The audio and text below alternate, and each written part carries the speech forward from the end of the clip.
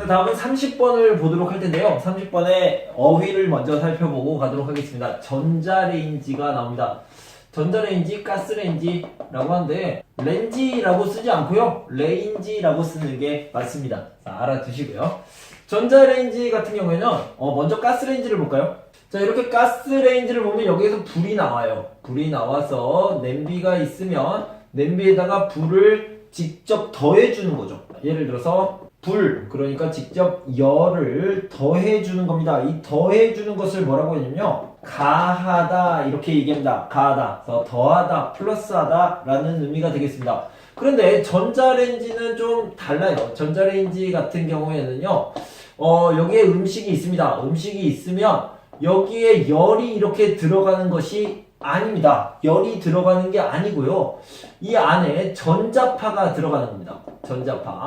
전자파가 들어가면 여기에 있던 분자, 이런 분자가요, 움직입니다. 움직이는 것을 뭐라고 하냐면 진동이라고 얘기하죠. 진동은 움직이다 또는 떨리다 이렇게 생각하면 되겠습니다. 핸드폰이 있잖아요. 핸드폰이 띠리리리 이렇게 소리가 나는 경우도 있고 잉 하고 움직이는 경우가 있는데 이것을 진동이라고 합니다. 다시 한번, 전자파가 이렇게 들어가면 분자가요, 어떤 분자냐면 물 분자입니다. 물 분자가 움직입니다. 진동을 해서 거기에서 열이 생기는 겁니다. 그래서 이런 원리로 전자레인지가 작동을 하는 거죠.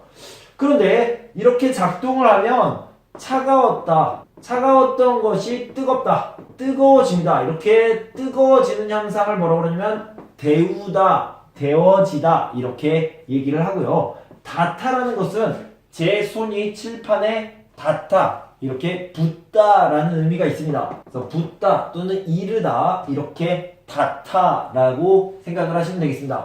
아까도 얘기했지만 가하다는 플러스 되는 것, 더해지는 것을 얘기합니다. 더하다, 가하다. 자, 포함하다는 담다라는 의미가 있고요. 넣다라는 의미가 있죠. 그런데 이걸 피동형으로 얘기하면 포함되다 라고 표현이 되고 있습니다. 자, 그럼 우리 문제의 내용을 살펴보도록 하겠습니다. 자, 내용을 살펴봅시다. 전자레인지는요, 음식을 데우는 기계예요. 그쵸? 찬 음식이 따뜻한 음식으로 변할 수 있습니다. 이 말을 좀 바꿔보면 음식을 데울 때 사용합니다, 이렇게 얘기할 수 있겠죠. 그런데 직접 열을 플러스합니까? 이 플러스하는 것 더하다 라고 얘기했는데 더하다를 가하다 라고 표현하고 있어요. 그런데 직접 열을 가합니까? 아닙니다. 그럼 어떻게 따뜻하게 합니까? 물 분자가, 몰큐리 진동합니다. 떨리다, 움직이다. 물 분자가 움직이게 해서, 떨리게 해서, 진동하게 해서 열을 발생시키는 겁니다. 열이 나게 하는 겁니다. 그래서요, 음식 안에 물이 이렇게 포함되어 있습니다. 물이 이렇게 포함되어 있는데 여기에 전자파가 여기에 닿으면 물 분자들이 진동을 하죠. 그래서 열이 발생하는 겁니다. 그런데 얼음 보면요, 얼음은 물이 아니에요. 물 분자와 얼음 분자는 다릅니다. 자, 내용에는 나와 있지 않지만 분자 구조가 같지 않아요. 그래서 전자파가 여기에 닿아도 얼음은 움직이지 않습니다. 얼음을 이루고 있는 분자들이 움직이지 않아요. 그래서 얼음은 녹지 않습니다, 이렇게 얘기하고 있습니다. 그러면 얼음이 왜 안 녹습니까? 라는 질문에 답을 하시면 되겠습니다. 자, 먼저 문제를 읽어보도록 하겠습니다. 전자레인지는 보통 음식을 따뜻하게 데울 때 사용된다. 그런데 전자레인지는 직접 열을 가하는 것이 아니라 음식에 포함된 물 분자의 움직임을 이용하여 음식을 데운다. 음식물에 전자레인지에 전자파가 닿으면 음식물 안에 있는 물 분자들이 진동하면서 열이 발생하는 것이다. 한편 얼음은 전자레인지에 전자파가 닿아도 녹지 않는다. 얼음 속에 물 분자가 얼어 있어서 때문이다. 자, 문제를 살펴보도록 하겠습니다. 다시 한번, 얼음과 물은 다릅니다. 그래서 물이 얼어있는 상태, 분자 구조가 다르기 때문에 여기에 있는 물 분자들은 움직여요. 진동합니다. 근데 여기에 있는 물 분자들은 얼어 있어서 분자 구조가 달라서 움직이지 않습니다. 그래서 여기는요, 움직이지 않기 때문이다. 또는 진동하지 않기 때문이다. 이렇게 얘기하시면 되겠습니다. 그래서 정답은 3번 움직이지 못하기 때문이다가 되겠습니다. 자, 다음은 31번입니다. 어휘를 먼저 살펴볼게요. 쪼개다라는 말이 있어요. 돌이 있어요. 돌이 있으면 이 돌을 탁 때려서 이렇게 만듭니다. 두 개로 만드는 거죠. 그래서 이렇게 두 개로 만드는 것을 쪼개다 라고 얘기했는데, 우리가 알고 있던 나누다 라는 의미가 되겠죠. 이 나누다를 좀 어려운 말로 하면 분리하다가 되겠습니다. 다 중요한 단어니까 꼭 알아두시면 되겠습니다. 어떻게 무엇을 쪼개느냐? 자, 기업이 있습니다. 기업이 처음에는 작게 시작을 했는데 나중에 점점 이렇게 커지게 됩니다. 이 기업이 이렇게 커지게 되면 이 기업을 어떤 기업으로 이렇게 나누게 됩니다. 분리하게 되는데, 이런 걸 뭐라고 그러냐면 기업 쪼개기라고 이렇게 표현을 하고 있습니다. 자, 예를 들어서 여기가 삼성이다. 삼성이 있으면요, 삼성은 너무 큰 기업이죠. 그래서 이 기업을 삼성전자, 삼성물산, 삼성건설 뭐 이런 식으로 다 여러 개로 나눕니다. 이렇게 나누는 것을 기업 쪼개기라고 표현하고 있습니다. 그래서 자, 이런 기업이 있는데 이 기업과 이 기업들이 다 연결이 되어 있습니다. 이렇게 연결된 기업을 계열사, 한 회사에서 나와 있는데 다 연결되어 있습니다. 이런 것들을 계열사라고 표현을 합니다. 이 계열사이긴 하지만 이 회사는 독립적인 회사죠. 독립해서 하나의 회사를 이루었다. 이렇게 생각하시면 되겠습니다. 자, 방금 회사가 이렇게 작았다가 회사가 아주 이렇게 커지게 되었습니다. 자, 이런 것들을 규모가 크다라고 얘기하는데, 이런 규모를 크기라고 얘기하는데요. 어떤 것이 큽니까? 회사의 규모, 크기가 큽니다 라고 하는데, 이거를 몸집이라고 표현을 했습니다. 큰 몸집, 큰 규모라고 생각하면 되겠습니다. 자, 타세라는 말이 나오는데요. 타세는 뭐뭐 때문에 이렇게 얘기하시면 되겠고요. 타세는 아무래도 뒤에 나쁜 결과가 나온다. 나쁜 결과가 나오는데 이유를 설명할 때 쓰는 표현이다. 알아두시면 되겠습니다. 때문에 비슷하다. 자, 결제에 대해서 좀 보도록 하겠습니다. 결제와 결제가 있는데요. 이 결제는 서류하고 연결을 시켜주시면 되겠어요. 그 다음에 결제는요, 돈을 내다 이렇게 생각하시면 되겠습니다. 자, 돈을 낼 때 카드로 결제하시겠어요? 현금으로 결제하시겠어요? 그럴 때는 이 결제를 쓰고요. 결제는 뭐냐면 여러분들이 서류를 작성하고 여기에 사장님, 부장님 이렇게 썼습니다. 그리고 사장님 사인, 부장님 사인을 이렇게 받아요. 이렇게 받는 것을 결제하다 또는 결제받다라고 얘기합니다.